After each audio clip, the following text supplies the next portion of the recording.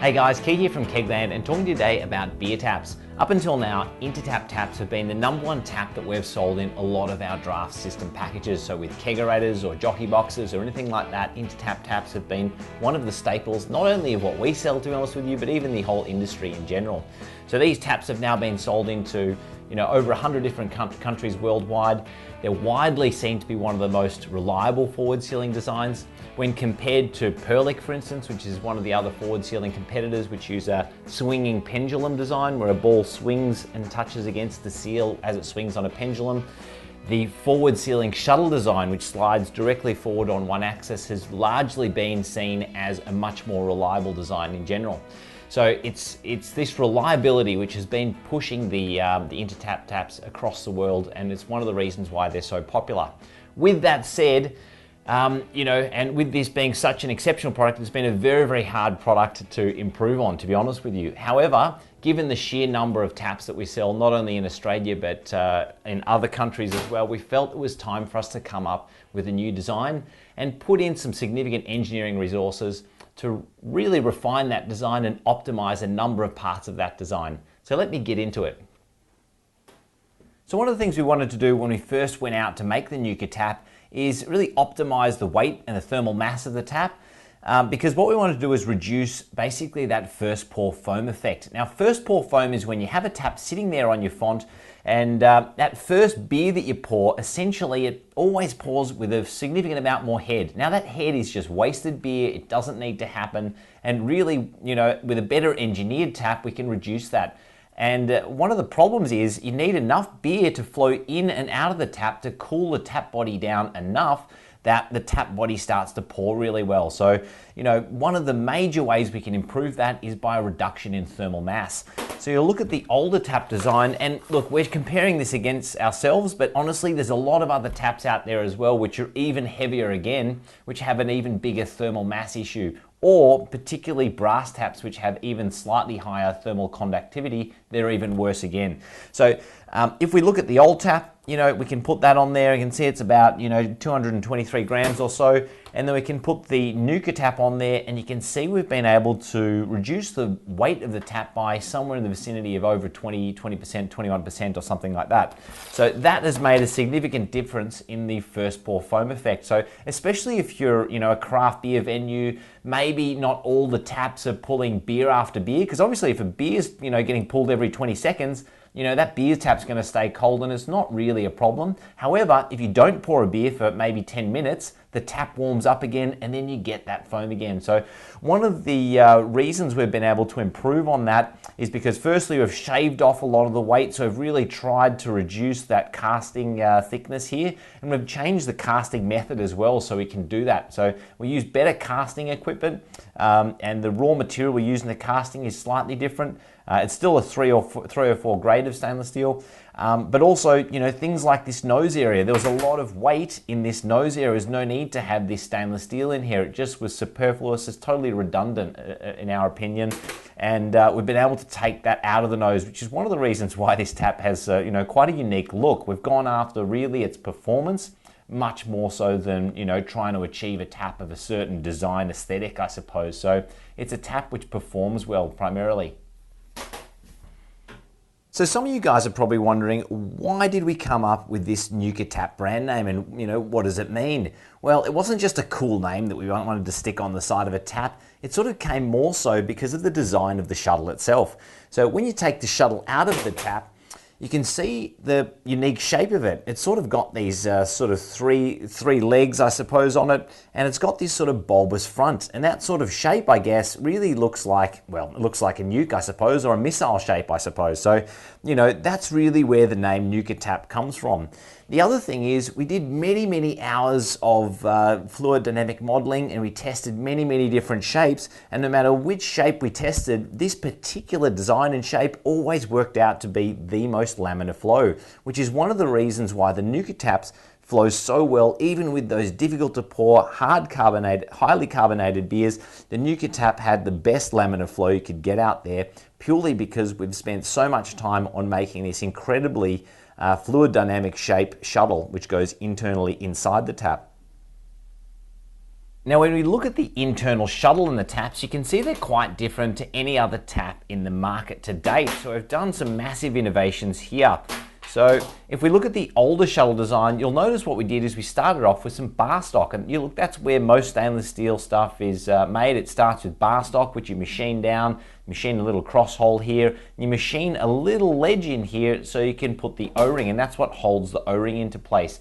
Now, although that's, from a manufacturing point of view, relatively easy to do and, machine these O-ring slots and just get off-the-shelf O-rings, at the same time, there are limitations. And one of the problems with that is these little fissures that are generated, because of that type of manufacturing method, if you get a seal or O-ring, a rubber seal, then put it onto a little hole or gap like that, you're always going to end up with a little fissure.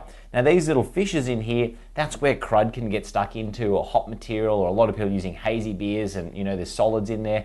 So that type of stuff gets stuck in there, and it's not an area which really gets well cleaned by sanitizer running through the tap. So if you've got PBW or some type of cleaner running through here, it often misses that gap and just flows straight over, especially if the velocity is a bit high. So that's something we felt we can improve. So if you look at the new shuttles, one of the reasons why I went for this seamless design is not only because of it improving laminar flow, but also it meant that we're able to produce a more sanitary tap, which didn't have these little cracks and crevices for crud to get into, which was hard to wash back out again. Now, this particular type of shuttle, it's quite a unique method of manufacturing. We've never seen anybody else in the industry use this manufacturing method, whereby we use a PP skeleton. So although this looks like one injection molded piece, it's actually got multiple molds to make this, which are gradually built up. So we've got a PP skeleton essentially, and what we use is an EPDM and a PP matrix, which is injection molded over that, giving this really durable sealing compound at the front of the tap. So it's not something that can pull off. So with this type of O-ring assembly, some people have found that if they left their tap for a really long period for beer to dry up inside, and look, this was pretty rare, we didn't see many of these, to be honest with you, but it's still something that could happen. When the beer dries up, beer dries like, it's honestly like super glue. And when that dries onto this O-ring at the front of the tap, if you aggressively flick the tap open, it can basically pull this O-ring off and it jumps off the seat, causing that tap to then not seal properly or shut properly.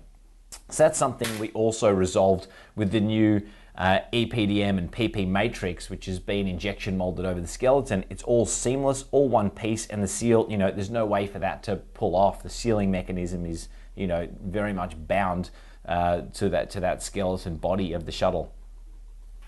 Another nice thing about the new shuttle design is it doesn't wear or have that raspiness of the shuttle of metal on metal, essentially rubbing up and down the internal bore of the tap. So you can see this metal component here, as the tap opens and shuts, was rubbing against that internal metal surface.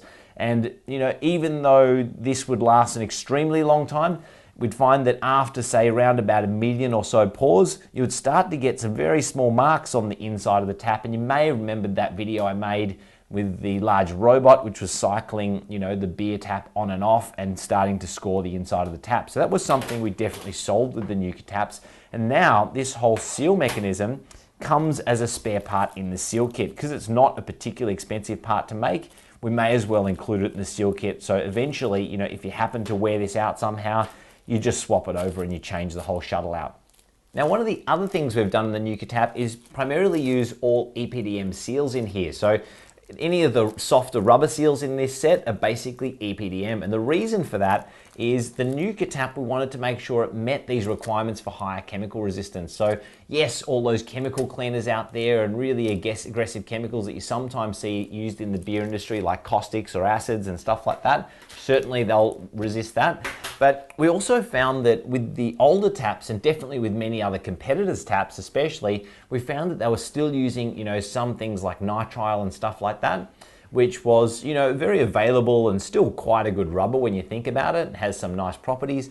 But when it comes to chemical resistance, those types of sealing compounds and rubbers could get attacked by especially those acidic beers. Now, the number of customers out there, doing like sours and that type of thing, those in particular started to attack some of the seals. So one thing we noticed, I don't know if you ever noticed this, but you unscrew the tap and look at the seal under here. If you ever, especially because this is on the dry side, maybe the concentration of acetic or lactic acid, for instance, wasn't enough to attack the seal when it's dilute in the beer. However, if the beer then starts to dry up in the tap spout, the water will evaporate off and the concentrations of that acid would also increase. If there was any bacteria potentially still growing in the beer, you'd also see, potentially that acid level start to increase as well. So, with those higher acid levels, definitely some of the other taps out there in the market were starting to see, some mild chemical attack to some of the seals, which essentially degrades the seals in the tap and meant that your tap had a shorter life between services. So that's another thing we've improved with the Nukatap as well. Another small adjustment to the tap that we've made is the reverse tap angle. So if you get a tap handle like this and you turn it off, the old Intertap used to basically have a turn off point where it was sitting almost at directly 12 o'clock. Now the problem with that was if we had very heavy tap handles or if we had any tap handle bounce, so as you flick it off, let's say, there might be just a little bit of shudder or bounce. That bounce might be just enough for the tap to flick open a little bit.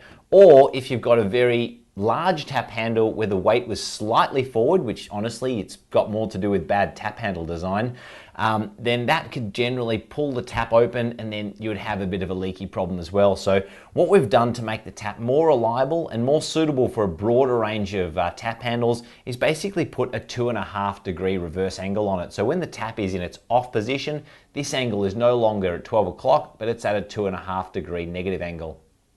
Thanks for that, guys. That's pretty much it for today. Hope you enjoy using the Nukataps. Look, we've spent a lot of time and effort getting this product to market, optimizing it in every way we can, and I think realistically we're not going to be able to, improve this tap any further. So I think it's one of the best forward sealing taps ever made.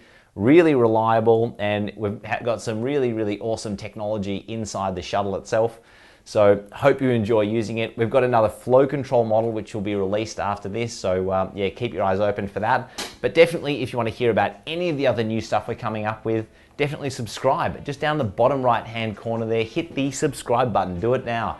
The other thing is sign up to our Facebook community group. We've got an active group of craft brewers and home brewers just like yourself out there sharing tips and tricks on how to get the most out of our gear. So, if you want to keep up to date and also get any promo codes, definitely jump on our Facebook homebrew community group and join that one. Anyway, hope you enjoyed it. See you next time, guys.